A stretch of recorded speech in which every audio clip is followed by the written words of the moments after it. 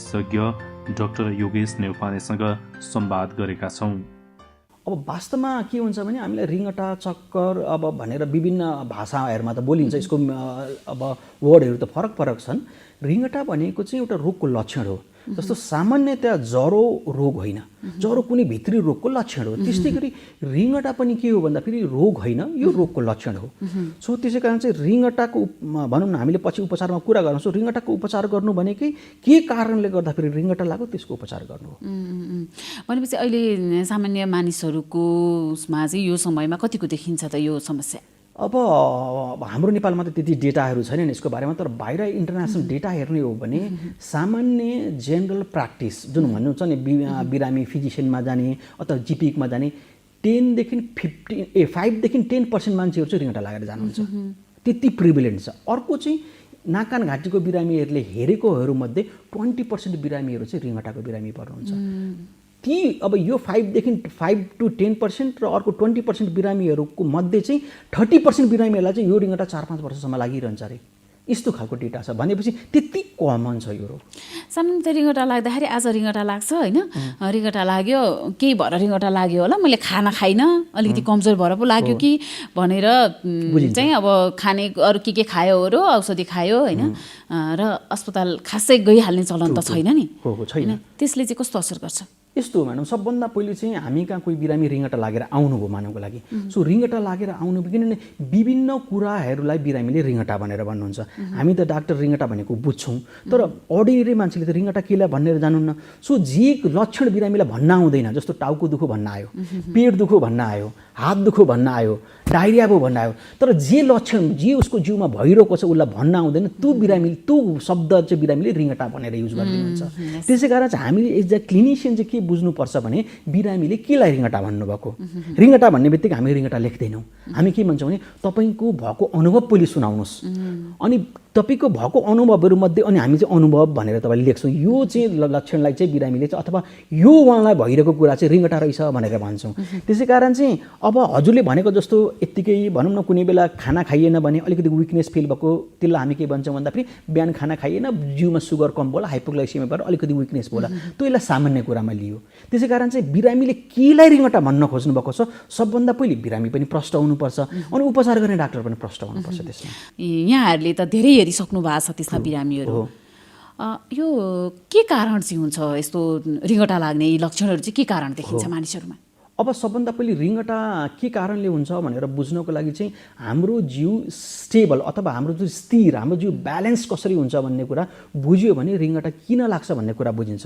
Normally त सामान्यतया एउटा मान्छे स्टेबल हुनको लागि, हामी स्थिर भएर बस्नको लागि त उभिनको लागि, डे टु डे एक्टिभिटिज गर्नको लागि हाम्रो केही इन्फर्मेसन कानबाट ब्रेनमा जान्छ, केही इन्फर्मेसन आँखाले हेरेको कुराहरू ब्रेनमा जान्छ, केही इन्फर्मेसन चाहिँ जोइन्ट्सहरू र मांसपेशीहरूबाट माथि ब्रेनमा जान्छ, र ब्रेनले यो इन्फर्मेसनलाई बुझ्छ र सबै सिस्टममा पठाउँछ। आँखामा पठाउँछ, कानमा पठाउँछ, खुट्टामा पठाउँछ, मांसपेशीमा पठाउँछ। जस्तो म अहिले यसरी फर्केँ, मेरो आँखा यसरी घुमेन, मेरो आँखा तपाईँलाई हेरिरहेको छ, किनभने ब्रेनले इन्फर्मेसन पठायो, आँखा उतातिर गयो भने त तपाईँको इमेज त के हुन्छ, हट्छ मेरो आँखाबाट, मलाई त चक्कर लाग्ने भयो। त्यसरी नै हाम्रो ब्रेनले कन्ट्रोल गर्छ। यदि यी सबै सिस्टमहरूमा प्रब्लम भयो, जस्तो कानमा प्रब्लम भयो, सिस्टम इन्फर्मेसन ब्रेनमा गएन, मान्छेलाई रिङ्गटा लाग्यो। आँखामा प्रब्लम भयो, इन्फर्मेसन माथि ब्रेनमा गएन, रिङ्गटा लाग्यो। मांसपेशीहरूमा जोइन्ट्समा प्रब्लम भयो, इन्फर्मेसन राम्ररी ब्रेनमा गएन, रिङ्गटा लाग्यो। अथवा यो इन्फर्मेसन लिएर जाने मेकानिजममै प्रब्लम भयो, रिङ्गटा लाग्यो। ब्रेन आफैमा प्रब्लम भयो, रिङ्गटा लाग्यो। ब्रेनले फेरि पठाउने इन्फर्मेसनको पाथवेमा प्रब्लम भयो, रिङ्गटा लाग्यो। यी बाहेक चाहिँ सामान्यतया अरू रिङ्गटा चाहिँ के हुन्छ त, कहिलेकाहीँ मुटु रोगको समस्याले गर्दा फेरि हुन्छ, कहिलेकाहीँ चाहिँ साइकेट्रिक प्रब्लमहरूले गर्दा पनि हुन्छ। सो हामीले जहिले पनि बिरामीलाई बुझाउँदा फेरि रिङ्गटा किन हुन्छ भनेर जटिल प्रश्न हामीलाई गर्नुपर्ने, अनि हामी बिरामीलाई यसरी नै उत्तर दिन्छौँ र हामीले बिरामीको यी सबै कुराहरू हेरेर तपाईँको यो कारणले गर्दा फेरि रिङ्गटा भनेर भन्छौँ। रिङ्गटालाई नि जुन यो आधुनिक जीवनशैली छ नि, यसले चाहिँ कतिको प्रभाव पारेको छ? अब यो भन्नुहुन्छ भने जस्तो अब एभरेजमा अब हामीले एउटा ठुलो डेटा निकाल्दैछौँ। जस्तो अब भनौँ न, अब नर्मली 1000 जना बिरामीको डेटा निकाल्दैछु मैले।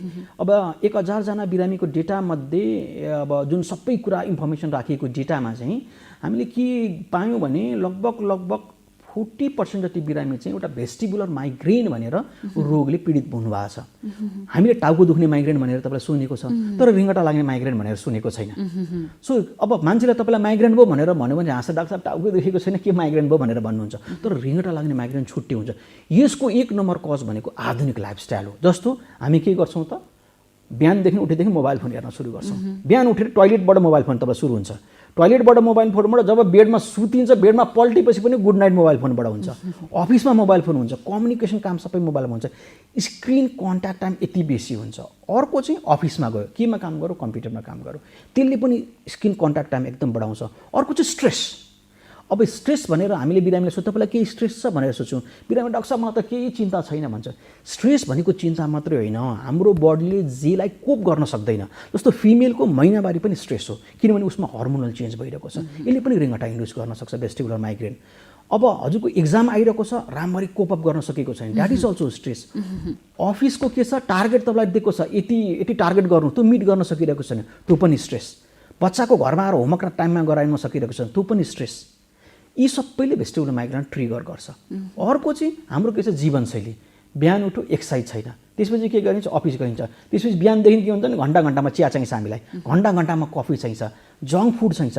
यी सबै कुराहरू चाहिँ, यी सबै रोग भनौँ न रिङ्गटा लाग्ने ट्रिगर गर्न सक्छ। सो मैले भने नि ती 40% जुन क्याटेगोरीको बिरामीहरू छ, त्यसमा चाहिँ आधुनिक जीवनशैलीले एकदम एफेक्ट गरेको छ। खास कति प्रकारका हुन्छन् रिङ्गटा? अब रिङ्गटा प्रकार भन्नपछि सबभन्दा पहिला त हामी बिरामीलाई क्वेसन सोध्छौँ, बिरामीलाई भन्छौँ कि तपाईँलाई जस्तो म चाहिँ बिरामीलाई के भन्छु भने तपाईँको रिङ्गटाको अनुभव पहिले मैले बुझ्नुपर्छ। जबसम्म तपाईँलाई यत्रो वर्षदेखि भइरहेको रिङ्गटाको अनुभव मैले बुझ्दिनँ, म उपचार गर्न त सक्दिनँ। सो म बिरामीलाई अनुभवहरू तपाईँलाई सुनाउँछु। जस्तो कोही बिरामीले के भन्नुहुन्छ भने आफ्नो वरिपरिका यी कुराहरू फन घुमेको अनुभवलाई रिङ्गटा भन्नुहुन्छ। कोही बिरामीले वरिपरिको कुरा घुम्दैन, आफू घुमिरहेको अनुभवलाई रिङ्गटा भन्नुहुन्छ। कोही बिरामीले चाहिँ टाउको भारी हुने, झुम्म हुने, वाक आउने अनुभवलाई रिङ्गटा भन्नुहुन्छ। कोही बिरामीले बसेको ठाउँबाट जुरुको उठ्दा फेरि कमजोर भयो, कतै समात्नु पर्ला कि लडिएला कि भन्ने अनुभवलाई रिङ्गटा भन्नुहुन्छ। कोही बिरामीले हिँड्दाखेरि म दायाँ टेक्छु कि बायाँ टेक्छु कि स्थिर टेक्दिनँ कि रक्सी खाएको मान्छे जस्तो हिँडिरहेको छु कि भन्ने अनुभवलाई रिङ्गटा भन्नुहुन्छ। कोही बिरामीले ओछ्यानमा सुत्न खोज्दाखेरि अथवा सुतेको ठाउँबाट उठ्न खोज्दाखेरि अथवा ओछ्यानमा दायाँ बायाँ कोल्टे फर्किँदाखेरि 2-4 चोटि फन घुम्छ, त्यसलाई रिङ्गटा भन्नुहुन्छ। अब यी सबै रिङ्गटाहरू अलग अलग रोगमा हुन्छन्। त्यसै कारण सबभन्दा पहिले हामीले बिरामीको रिङ्गटाको अनुभव बुझ्नु पर्यो, त्यसपछि हामीले यो खालको रिङ्गटा भन्ने कुरा बुझ्यो, त्यसकै आधारमा अनि हामी रोगको इन्भेस्टिगेसन गर्दै जान्छौँ।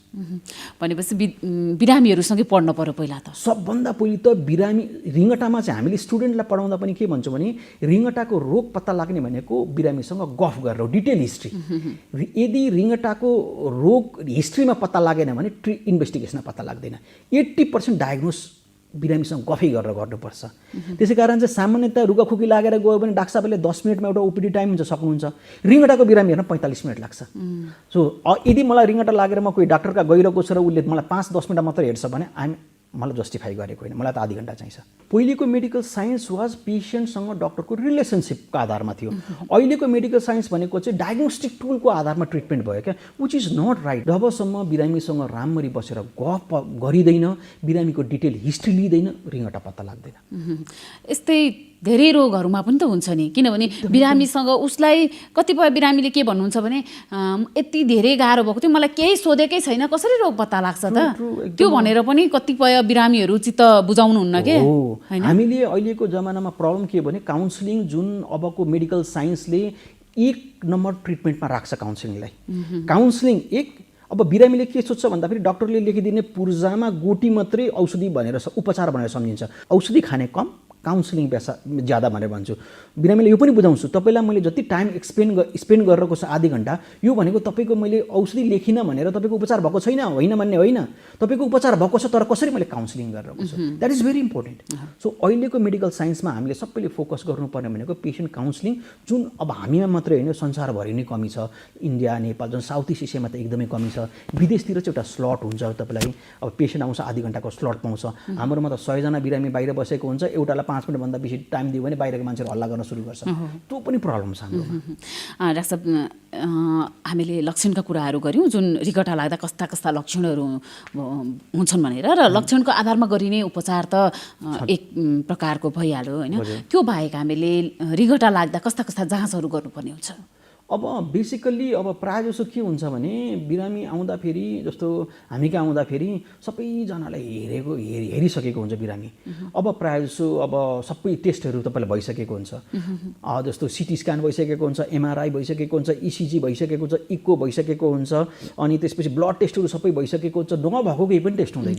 भनेपछि जस्तो रिङ्गटा लाग्छ नि मानिसलाई, रिङ्गटा लाग्दाखेरि चाहिँ अब कुन ठाउँमा जाने भन्ने नि थाहा हुँदैन कि मानिसहरूलाई। रिङ्गटा लाग्दाखेरि चाहिँ हामीले के सोचिन्छ भन्दाखेरि मलाई रिङ्गटा लाग्ने बित्तिकै मेरो ब्रेनमा असर गर्यो कि मेरो मुटुमा असर गर्यो कि, त्यसै कारण चाहिँ सबभन्दा पहिले यतातिर कुदौँ भन्ने हुन्छ। तर संसारभरिको स्ट्याटिक्स हेर्नै हो भने रिङ्गटाको एक नम्बरको कारण भनेको कानैले गर्दाखेरि हो, यो ब्रेन र मुटुले गर्दाखेरि हुँदैन। जुन अघि मैले हजुरलाई रिङ्गटाका अनुभवहरू तपाईँलाई सुनाएँ नि, यी अनुभवहरूमध्ये जति पनि अनुभवहरू सुनाएँ यो प्रायः जसो 90% अनुभवहरू चाहिँ कानको कारणले गर्दाखेरि हुन्छ। त्यो 1% मात्रै जुन अनुभव 10% मात्रै जुन अनुभवहरू छन् यो ब्रेनले र मुटुले गर्दाखेरि हुन्छन्। उनीहरूले गर्दा नहुने भन्ने होइन, तर 100 जना बिरामीलाई उभ्याउने हो भने 80 जना बिरामीलाई चाहिँ कानको कारणले गर्दाखेरि रिङ्गटा लाग्छ। केही समस्या आयो, त्यस्तो समस्या भयो भने चाहिँ पहिला ENT-लाई देखाउन अनिवार्य होइन। पहिले त गाह्रो भएको बेला त इमर्जेन्सीमै कुद्नुपर्छ, किनभने बिरामी त रिङ्गटा लागेपछि त रिङ्गटा जानु र भुइँचालो जानु उस्तै हो भनेर भन्छु क्या म। किनभने रिङ्गटा लाग्छ, वाक हुन्छ, उल्टी हुन्छ, कहिलेकाहीँ कतिजना बिरामीले तिनीहरू पिसाब गर्नुहुन्छ, दिशा गर्नुहुन्छ। सो यो त टेरर हुन्छ। त्यो टेरर भएको बेला त म्यानेजमेन्ट गर्ने भनेको इमर्जेन्सी नै हो। भनेपछि इमर्जेन्सीमा गइसकेपछि इमर्जेन्सीले त गाइड गर्नुहुन्छ। इमर्जेन्सीबाट चाहिँ कसरी गाइड गरिदिनुहुन्छ, त्यहाँ जाने बित्तिकै पनि अब ब्रेनको कारणले गर्दाखेरि भएको कि भने एउटा तपाईँ सिटी स्क्यान गर्ने तपाईँ चलन छ, मुटुको कारणले गर्दाखेरि भएको भन्दाखेरि इसिजी कार्डियक इक्जाम्सहरू इको गर्ने चलन छ। त्यो स्क्रिन आउट भए पछाडि चाहिँ अनि त्यस पछाडि चाहिँ ENT-मा आउने तपाईँ चलन छ। यो चाहिँ युजुअल प्र्याक्टिस यस्तो हो, तर यसरी प्र्याक्टिस भएको भेटिँदैन। एकदम धेरै गाह्रो भयो भने त मान्छे इमर्जेन्सीमा जान्छन् नि होइन, नभए त थोरै समस्या हुँदा त कहाँ जाने भन्दाखेरि त्यही नै हो। यो रिङ्गटाको साइन्स नि ले राम्ररी काम गर्न थालेको जम्मा 10-15-20 वर्ष मात्रै भएको छ। अरू फिल्डमा मेडिकल साइन्सले उन्नति गरेको 200-300 वर्ष भइसक्यो, तर रिङ्गटाको साइन्समा भर्खर 15-20 वर्ष भएको छ क्या। सो यो कन्फ्युजन संसारभरि नै छ, हाम्रोमा मात्रै होइन। कस्तो खालको कन्फ्युजन छ भने अब मैले अघि भने नि रिङ्गटाका विभिन्न कारणहरू हुन्छन्, हामीलाई स्कुलमा मेडिकल स्कुलमा यी सबै कारणहरू भनेर बुझाइएको हुन्छ। अनि इमर्जेन्सीबाट बिरामी के गर्छ, एउटा विभागमा जान्छ, मानेको लागि न्युरोलोजीमा गयो, न्युरोलोजीबाट के गरिन्छ भने हाम्रो जाँचहरू सबै गरिन्छ। तपाईँलाई त तपाईँ न्युरो तर्फबाट ठिक हुनुहुन्छ, तपाईँ नाक कान घाँटीमा जानुहोस् भनेर पठाइन्छ। नाक कान घाँटीले पनि आफ्नो टेस्टहरू गर्नुहुन्छ, तपाईँ सबै ठिक हुनुहुन्छ, तपाईँ अब अर्थोपेडिक्सका जानुहोस् भनेर पठाउनुहुन्छ। अर्थोपेडिक्सले पनि मेरो तर्फबाट सबै ठिक छ मैले जाँचिसकेँ, तपाईँ अब मुटु रोगका जानुहोस् भनेर भन्नुहुन्छ।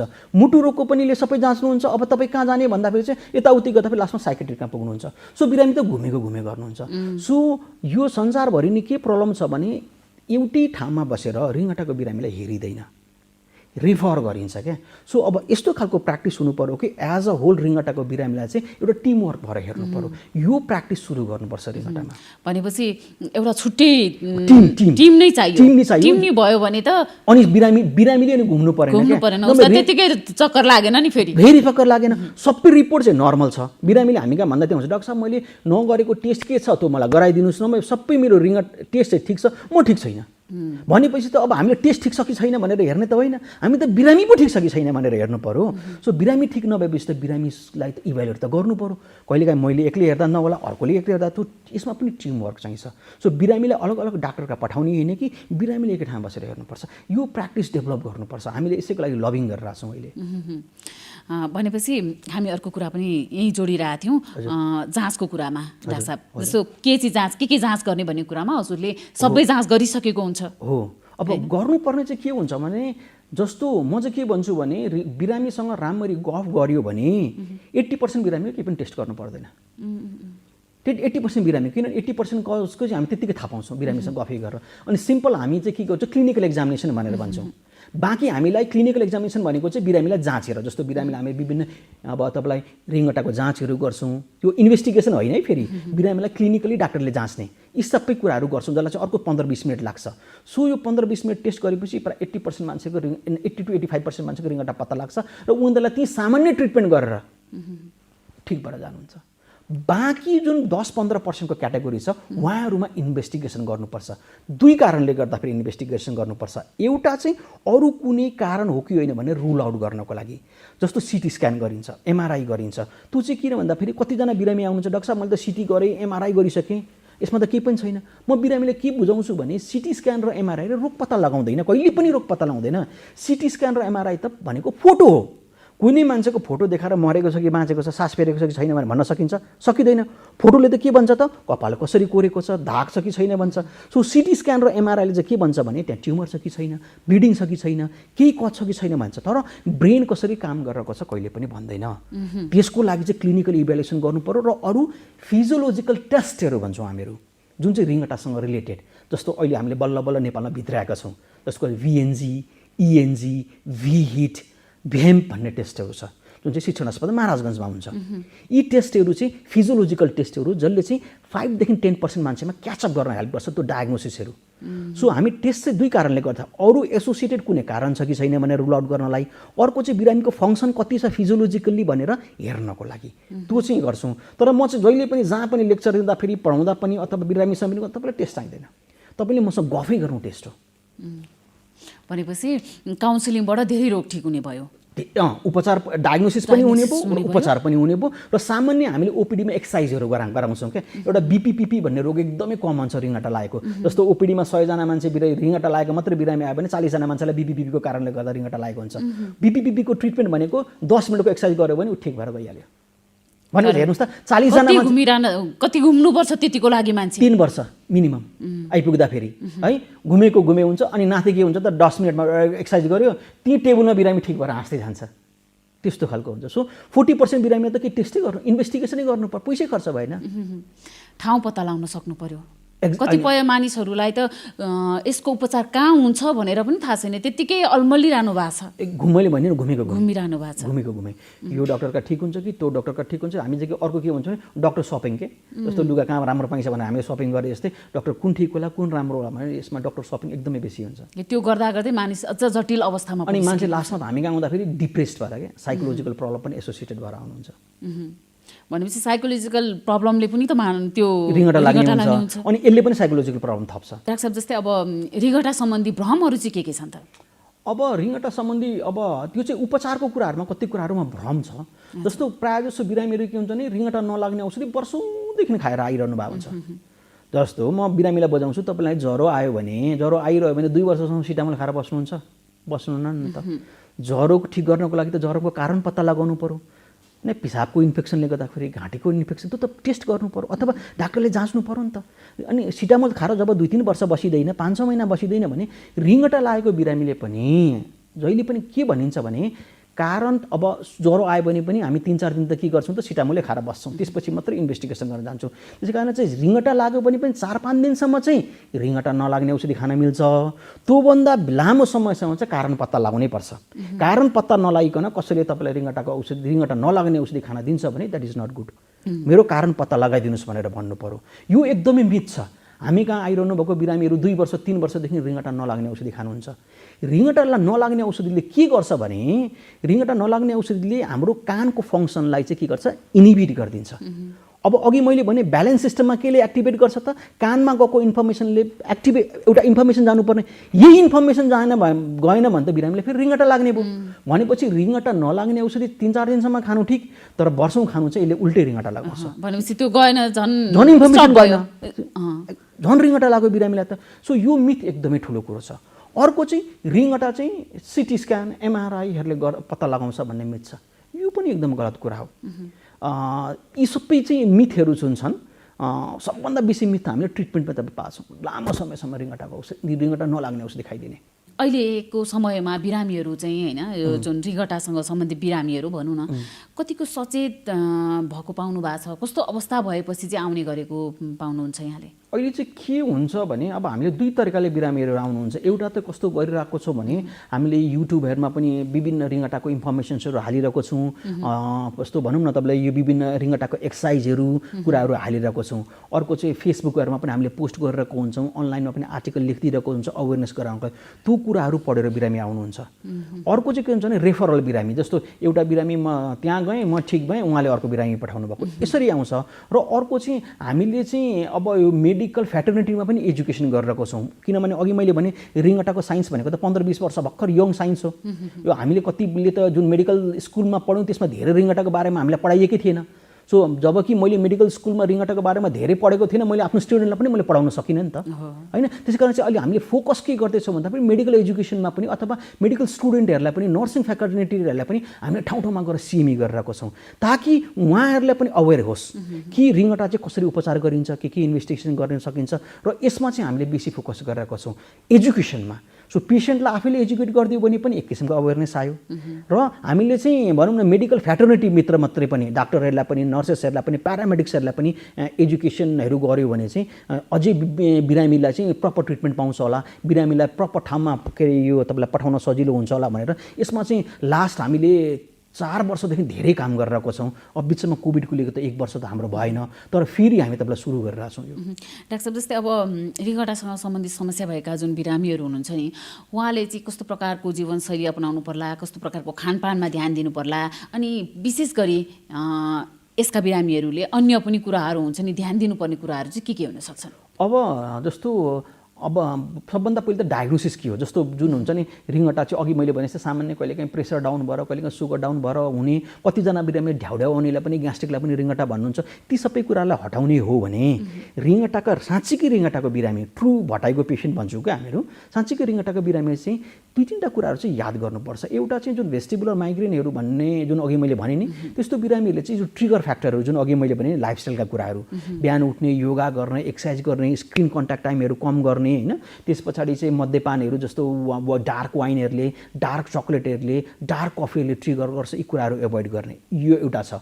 अर्को चाहिँ जसलाई चाहिँ बारम्बार भइरहन्छ, कतिजना बिरामीलाई चाहिँ एकदमै सिभियर एट्याक हुन्छ, एउटा मिनियस डिजिज भन्ने छ, जसको चाहिँ हामी कानको भित्रको प्रेसर बढेर रिङ्गटा लाग्यो भनेर भन्छौँ। त्यस्तो बिरामीलाई चाहिँ 4-5 घन्टा नै फन लाग्ने, रिङ्गटा लागेर वाक हुने, उल्टी हुने हुन्छ।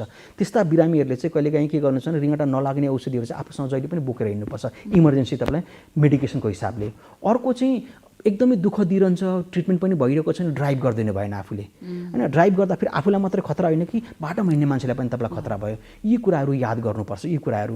र कतिपय चाहिँ जस्तो बीपीका बिरामी, जुन अघि मैले भने नि 40%को बिरामीहरू चाहिँ जुन हामी कहाँ आउनुहुन्छ, एउटा सिम्पल बीपीपीपी भन्ने हुन्छ, बिनान प्याराअक्सिमल पोजिसनल भटाइको भने, जुन सुत्दा फेरि अथवा उठ्दा फेरि अथवा ओछ्यानमा दायाँ बायाँ कोल्टे पर्दा फेरि फन लाग्ने जुन रिङ्गटा हुन्छ, त्यो चाहिँ एकदमै कमन छ। अब त्यस्तो बिरामीहरू चाहिँ कति कुरा गर्नु हुँदैन, जस्तो घाँटी यस्तो गरेर बस्ने, होइन, त्यस पछाडि तपाईँलाई यस्तो तपाईँ झुकेर केही कुरा उठाउने, ओछ्यानमा जुरुक्क सुत्ने, जुरुक्क उठ्ने, यस्ता कामहरू चाहिँ अलिकति ध्यान दिएर गर्नुहोस् भनेर भन्छौँ हामीहरू। जुन कुरा गर्दाखेरि रिङ्गटा लाग्छ त्यो ट्रिगर फ्याक्टरहरू आइडेन्टिफाई गर्नुपर्छ, त्यो कुरा गर्नु भएन हो। हामी बिरामीसँग गफ गर्दाखेरि चाहिँ ट्रिगर फ्याक्टर पनि आइडेन्टिफाई गर्छौँ। डाक्टर साहब, उपचारका लगभग पद्धतिहरू त धेरै त हामीले यी कुराकानीमा पनि आइसक्यौँ, होइन। काउन्सिलिङबाटै मात्रै पनि हुन्छ, यहाँले भनिसक्नुभयो।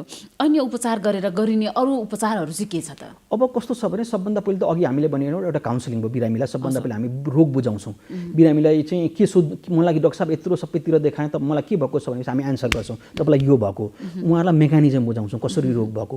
अनि सिम्पल अघि बीपीपीपी भन्ने मात्रै छ भने एउटा एक्सर्साइज गरेर सकियो, अब तपाईँले जानुहोस् भनेर भन्छौँ। अर्को चाहिँ अरू कारणहरू छ, जस्तो मिनियस डिजिज छ, जस्तो अरू कारणहरू छ, तपाईँ भेस्टिबुलर माइग्रेनहरू छ भनेपछि खाने औषधिहरू पनि हुन्छन्। अनि त्यस पछाडि चाहिँ रिह्याबिलिटेसनहरू पनि हुन्छन्। रिह्याबिलिटेसन भनेको चाहिँ जुन लामो समयसँग चाहिँ चक्कर लागिरहेको छ बिरामीहरूलाई चाहिँ हामी के भन्छ एक्सर्साइजहरू गराउँछौँ, रिह्याबिलिटेसन क्या। सो यदि हजुरले हाम्रो डेटा हेर्ने हो भने, ओपिडीमा आएको बिरामीको डेटा हेर्ने भने कसरी उपचार गर्छौँ भन्दा हामी 60% बिरामीलाई औषधि दिन्नौँ, 60% बिरामीलाई हामी एक्सर्साइज गराउँछौँ, सप्लिमेन्ट्री मेडिकेसन्सहरू दिन्छौँ। जस्तो कतिजनाको ओल्ड एजमा चाहिँ तपाईँलाई पेरिफेरल न्युरोपेथी भएर चाहिँ डायबिटिज हुनुहुन्छ, नसाहरू राम्ररी काम गर्दैन, त्यस्तोलाई रिङ्गटा भइरहेको हुन्छ, उहाँलाई हामी सप्लिमेन्ट गर्छौँ, भिटामिन B12 सप्लिमेन्ट गर्छौँ, भिटामिन D सप्लिमेन्ट गर्छौँ, अनि रिह्याबिलिटेटिभ एक्सर्साइजहरू। अब हामीले बिरामीलाई सजिलो बनाइदिएको छ। अब पहिले के हुन्थ्यो भने एक्सर्साइज गर्न पनि क्लिनिकमै आउनुपर्ने, अब हामीले त घटाइदिएको छौँ। अहिले हामी सबै एक्सर्साइजहरू युट्युबमा अपलोड गरिदिएका छौँ। कस्तो राम्रो कुरा। अब हामीले चाहिँ बिरामीलाई के भन्छौँ भने अबको ट्रिटमेन्ट भनेको डक्टर डिपेन्डेन्ट बनाउने होइन, बिरामीलाई डक्टर इन्डिपेन्डेन्ट बनाउनु पऱ्यो क्या, less frequent visit to hospital. त्यसै कारण चाहिँ आज बिरामीलाई एक्सर्साइज सिकायो, भोलि बिरामीले बिर्सिन्छ, अब उसलाई टेन्सन, कतिको आउन मिल्दैन। अनि सबै अहिले हामीले अपलोड गरिदिएको छ युट्युबमा, हजुरले च्यानल खोलेर हेर्न सक्नुहुन्छ, त्यहाँनिर सबै एक्सर्साइजहरू छन्। तर विभिन्न एक्सर्साइज भएको हुनाले सबै एक्सर्साइज सबैले त गर्न इन्डिकेसन भएन, अनि हामी रोग अनुसार चाहिँ यो एक्सर्साइजको नाम तपाईँलाई लेखिदिन्छौँ। अनि बिरामीले युट्युबमा जानुहुन्छ, त्यो चाहिँ फेरि यो अरूले बनाएको एक्सर्साइज होइन नि, हामीले आफैले बनाएको एक्सर्साइज हो। हस्पिटलबाट जुन अब यो चाहिँ मैले आफैले इनिसिएट गरेर बनाएको सो मेरै च्यानलमा छ, मेरो युट्युब तपाईँ च्यानलमा छ यो। त्यो चाहिँ अब हामीले चाहिँ हाम्रो सर्कमस्टान्सेसमा के मिल्छ। अब अमेरिकामा जुन एक्सर्साइज गर्न मिलेन हाम्रोमा त तपाईँलाई मिल्दैन। सो बिरामीलाई त्यो एक्सर्साइजको नाम दिएर पनि काम भएन। एक्सर्साइजको त कम्प्लायन्स हुनु पर्यो नि, गरिदिनु पर्यो नि त। मैले बिरामीलाई औषधि खानु भनेर भन्यो भने बिरामीले त औषधि खाइदिनु पर्यो। रन उपचार हुन्छ, रन उपचार हुन्छ। त्यसै कारण एक्सर्साइज गर मात्रै भनेर भएन, सजिलो वातावरण बनाइदिनु पर्यो। त्यसै कारण चाहिँ हामीले कस्तो गरेको छौँ, हाम्रो भनौँ न सर्कमस्टान्सेसमा मिल्ने खालको एक्सर्साइज चाहिँ बनाएर युट्युबमा राखिदिएको छ। नाक कान घाँटीका समस्या भएका बिरामीहरूलाई अब कोभिडको सङ्क्रमण हुने जुन लक्षणहरू हुन्छ नि त्यो लगभग उस्तै नै देखिन्छ होइन। अहिलेका समयमा चाहिँ कस्तो खालको बिरामीहरू आउने गर्नुभएको छ? अब कस्तो छ भने कोरोनाको सबै लक्षणहरू चाहिँ नाक कान घाँटीको रोगसँग एकदमै मिल्ने खालको लक्षणहरू थियो। त्यसै कारण चाहिँ इएनटी डिपार्टमेन्ट अथवा नाक कान घाँटी विभागलाई चाहिँ एकदम हाई रिस्क विभाग भनेर भन्थ्यो कि, किनभने सुरुमा के हुन्थ्यो, रुगा लाग्ने, घाँटी दुख्ने, घाँटी खसखसाउने, खोकी लाग्ने र ज्वरो आउने, यो सबै चाहिँ अब घाँटीको इन्फेक्सनहरूमा हुने कुरा हुन्थ्यो र साधारण रुगा खोकी लाग्दाखेरि हुन्थ्यो। त्यस पछाडि बिस्तारै त्यो एउटा ट्रेन्ड गर्दै गएपछि अब बिरामीमा पछि के हुन थाल्यो भन्दाखेरि स्मेल हराउन थाल्यो, बास्ना हराउन थाल्यो, अनि त्यसपछि स्वाद पनि हराउन थाल्यो। सो हामी कहाँ चाहिँ सुरुमा चाहिँ अब घाँटी दुख्ने, ज्वरो आउने, खोकी लाग्नेका लक्षणहरू थियो भने अब पछि चाहिँ त्योबाट पनि कोरोना लागेर निको भइसकेको पनि बिरामीहरू चाहिँ अहिले किन आउनुहुन्छ त, हामीकोमा स्मेल चेन्ज छ, खानेकुराको स्वादै थाहा पाइरहेको छैनौँ हामीले, त्यस पछाडि चाहिँ स्मेलै थाहा पाइरहेको छैन। यस्ता लक्षणहरू लिएर अहिले आइरहनु भएको छ। कोरोना ठिक भइकन पनि लक्षण पनि हो, किनभने कोरोनाले एक्चुअली नर्भ बिगार्दै पछाडि प्रायः जसो त्यसको फर्केर आउने नर्मल फङ्सन भनेको चाहिँ 1.5 देखि 2 महिनामा हुन्छ, तर कहिलेकाहीँ त वर्षौँसम्म रहन सक्छ। त्यसै कारण अहिले चाहिँ यी लक्षणहरूबाट आइरहनु भएको छ। अलिकति थोरै मैले चिसो मौसमको पनि कुरा गर्न चाहिरहेको छ होइन। अहिले यो चिसो मौसममा चाहिँ नाक कान घाँटीका बिरामीहरूलाई कतिको असर गर्छ त? एकदम अब यो चिसोको जुन मौसम जब चेन्ज हुन्छ, मौसम जब चेन्ज भएर हामी समर्सबाट विन्टरमा आउँछौँ, त्यतिखेर चाहिँ यो भाइरसहरू स्प्रेड हुने पनि प्रपर इन्भाइरोमेन्ट यही नै हो। अनि भाइरसले अब जाने कुन रुट हो भन्दाखेरि त के नाकबाट जानु पर्यो कि तपाईँलाई मुखबाट जानु पर्यो। त्यसै कारण चाहिँ लक्षण चाहिँ सबै यसैका आउँछन् क्या, सबै अप्पर रेस्पिरेटरी ट्र्याक्ट इन्फेक्सनको, घाँटी दुख्ने जुन सामान्य भाषामा रुगा लाग्यो, तपाईँलाई टन्सिल भयो, तपाईँलाई फेरिन्जाइटिसहरू भयो भन्ने छ नि, यो सबै चाहिँ हाम्रो यो सिजनको बेलामा चाहिँ एकदमै वात्त बढेर आउँछ। के कुरामा ध्यान दिनुपर्ने हुन्छ यो सिजनको कारणले हुने समस्याबाट बच्नको लागि चाहिँ? अब हामीलाई कोभिडले के सिकायो भन्दाखेरि चाहिँ मास्कै सिकायो र हामीले लास्ट इयरको हाम्रो डेटा हेर्ने र यो वर्षको डेटा हेर्ने हो भने हाम्रो यो वर्षको आउने बिरामीहरू एकदमै कम हुनुहुन्छ यो लक्षण लिएर। भनेपछि मास्क लगाइदियो भने चाहिँ के हुँदो रहेछ भन्दाखेरि चाहिँ यी सबै कतिपय रोगहरूबाट चाहिँ तपाईँलाई बचिँदो रहेछ। त्यसै कारण नाक कान घाँटीबाट यो के अरे क्लाइमेट चेन्ज हुँदाखेरि आउने रोगहरूलाई चाहिँ मेन प्रोटेक्टिभ मेजर अथवा प्रिभेन्टिभ मेजर भनेकै मास्क हो।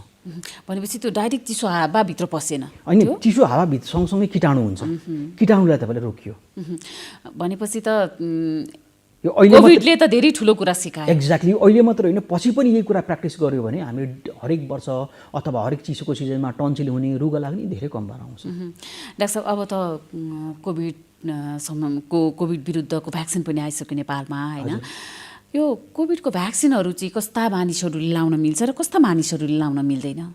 अब यो कोभिड भ्याक्सिन अब जुन अहिले हाम्रो नेपालमा आएको चाहिँ इन्डियाबाट आएको जुन सेरम कम्पनीको भ्याक्सिन्समा भन्ने छ, त्यो चाहिँ हेल्दी मान्छेहरूले लाउनु भनेर अब इन्डिकेसन आएको छ। भनेपछि नलाउने मान्छे को पर्नुहुन्छ जसको चाहिँ जिउमा इम्युनो कम्प्रोमाइज छ अथवा जिउमा चाहिँ रोगसँग लड्ने क्षमता कम छ, त्यस्तोले चाहिँ नलाउनु। जस्तो भनौँ न अब यो प्रेग्नेन्ट आइमा के अरे अनि महिलाहरूले, स्तनपान गराइरहनु भएको आमाहरूले, अनि त्यस्तै गरी चाहिँ अरू डिजिजहरू छ, तपाईँलाई क्यान्सर छ जसमा चाहिँ अब इम्युनो कम्प्रोमाइज हुन्छन् तपाईँलाई उहाँहरू, अथवा कुनै भ्याक्सिनको एलर्जी छ पहिले, अथवा कुनै पनि भ्याक्सिन लाउँदाखेरि एलर्जी हुन्छ, अब त्यस्तो बिरामीहरूले चाहिँ नलाउनु। त्योभन्दा बाहेक चाहिँ अरू हेल्दी मान्छेहरूले चाहिँ लाउनु भनेर इन्डिकेसन्सहरू आइरहेको छ।